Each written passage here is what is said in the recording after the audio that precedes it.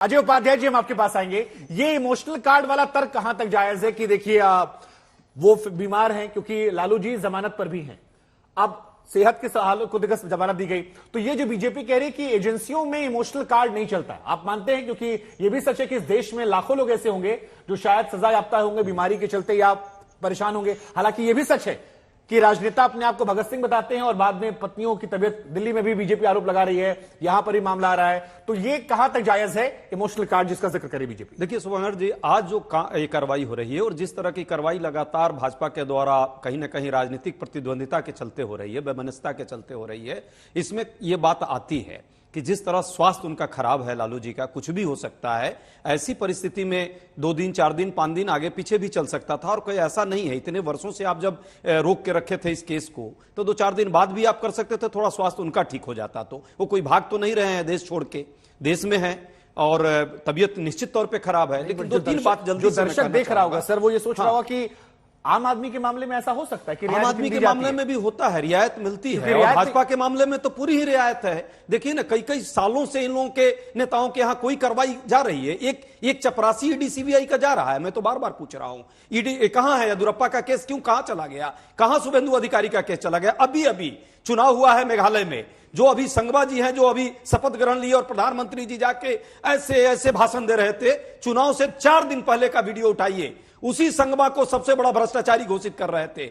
ये कैसा, ये टर्निंग पॉइंट कैसे है? बयान पर जाइए सर, मैं आपको 10 राज्य उदाहरण दे दूंगा जहां कांग्रेस की भाषा, और वो भी चुनाव के वक्त अपने नेताओं की बयानबाजी की बात नहीं, नेताओं की बयानबाजी की क्रेडिबिलिटी कितनी है वो जनता जानती है। हाँ, इसका मतलब प्रधानमंत्री की क्रेडिबिलिटी। लेकिन मेरा सवाल आपसे ये है, मेरा सवाल फिर आपसे ये है, सियासी गियर कैसे चेंज करते हैं? नहीं, आप ठीक, बोलिए, आप कह रहे होंगे, लेकिन यही सच है कि यही अखिलेश, यही मायावती जो आपके साथ आए, यही इनके साथ चुनाव लड़ा आपने, यही पहले आपको बोलते थे, आप लोगों ने तारीफ की, आज फिर आपके साथ वो खड़े नहीं हो रहे हैं। एक तो राजनेताओं में चलता रहता है, लेकिन कई और मेहमान भी हमारे साथ, उनके पास भी आता हूं मैं, और इसी बात को आगे बढ़ाते हैं। आप हमारे साथ एलजेपी के प्रवक्ता है, उनके पास ही को चलते हैं। सर जरा ये बताइए कि बिहार में जो ये चल रहा है पूरा मामला, इमोशनल कार्ड वाला की गर्भवती पत्नी या फिर बेटियों को नहीं छोड़ा गया, लालू जी ने कहा कि मैंने इमरजेंसी का दौर देखा, वहां पर भी ऐसा नहीं हुआ, या लालू जी कभी बीजेपी के साथ नहीं गए, जो उनके प्रवक्ता कह रहे हैं, इस वजह से किया जा रहा है। एजेंसियों का दुरुपयोग आपको लग रहा है, और ये इमोशनल कार्ड का असर चुनाव को लेकर है या वाकई में इसका कोई असर है? और क्या रियायत देनी चाहिए थी अगर उनकी सेहत में वाकई में इतनी खराबी है या पत्नी गर्भवती है, तो फिर इसको टाला जा सकता था?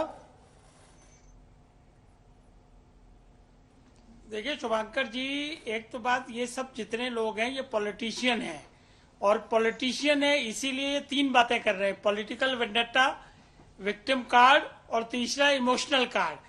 क्योंकि इनको पता है कि हमारा बचाव तो सिर्फ राजनीति में ही हो सकता है, इसलिए ये तीनों बातें कर रहे हैं। लेकिन जानकारी के लिए बता दूं कि लीगल जुरिस्प्रूडेंस में medical ground is no ground. Medical का ग्राउंड से थोड़ी लीनियंसी तो मिल जाती है जब आप बेल की बात करते हैं, अदरवाइज उसमें कन्विक्शन में या इन्वेस्टिगेशन में कहीं कोई उससे फर्क नहीं पड़ता। और नंबर 2 ये बात है कि इन्वेस्टिगेशन एजेंसी का प्रोटोकॉल देख लिए कि वो घर गए हैं, वहां जाके बाकायदा रिकॉर्डिंग की है, प्रॉपर इनके घर में बैठ के पूछताछ की है। मतलब क्या उन्होंने जाति की है? ये तो उनका अधिकार है ना कि आपके घर जाके आपसे बाकायदा आपके ड्राइंग रूम में बैठ के, और इससे ज्यादा प्रिविलेज क्या लोगे? एक आदमी के साथ तो ये नहीं होता। ये चूंकि स्टेब्लिश्ड लोग हैं, पॉलिटिक्स में है, इसलिए बेनिफिट मिल रहा है, और इसमें भी मौका तलाश रहे कि जी पूछताछ क्यों कर ली, पहले अपनों को पकड़ो फिर दूसरों को पकड़ो। मतलब क्या, कहां ले जा रहे हैं? ठीक है, आपने ये अच्छी बात कही कि भाई 2004 से 9 तक जो ठीक है। अभिषेक झा जी, नीतीश कुमार जी जब बात करप्शन की आती थी तो 0 टॉलरेंस हमेशा कहते थे, अब थोड़े बदले नजर आ रहे हैं। यही आरोप लगाकर आपकी पार्टी के सदस्य थे उपेंद्र कुशवाहा जी, वो चले गए कि तेजस्वी जी का झुकाव जो है वो ज्यादा नजर आने लगा है। और अब यहां पर करप्शन को भी आज हमने देखा कि नीतीश कुमार जी जस्टिफाई कर रहे थे कि देखिए 5 साल में कुछ नहीं हुआ, ऐसा वैसा। पहले नीतीश जी ऐसा नहीं बोलते थे, वो स्पष्ट बोलते थे करप्शन पर 0 टॉलरेंस, अपने मंत्री से भी इस्तीफा लूंगा और सरकार भी छोड़ दूंगा। नीतीश जी ने 0 टॉलरेंस की नीति तब भी रखी है, आज भी रखी है, तब भी जो फैसला लिया था इसी को लेकर रखा था। आपने आज का उनका बयान सुना होगा, बयान में साफ है कि 5 वर्षों में हुआ क्या, नतीजा क्या आया। वो चेहरे के पीछे का चेहरा तुम्हारा, तुम्हें भी पता है, हमें भी पता है। और तेरी सियासत के जन्नत का असली नजारा तुम्हें भी पता है, हमें भी पता है।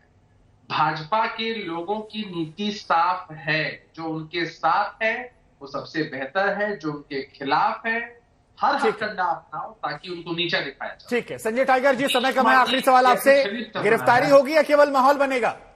क्योंकि माहौल तो बीते कई सालों में बना हुआ है, जांच कई बार चली है।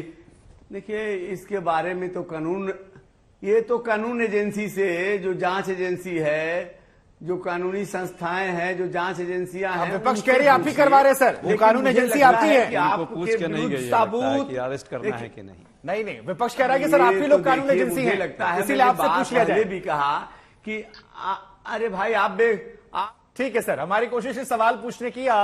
हमने कोशिश की इस पूरे मामले को समझा जाए कानून के पहलू पर, सियासत के पहलू पर और माहौल बनाने के पहलू पर भी।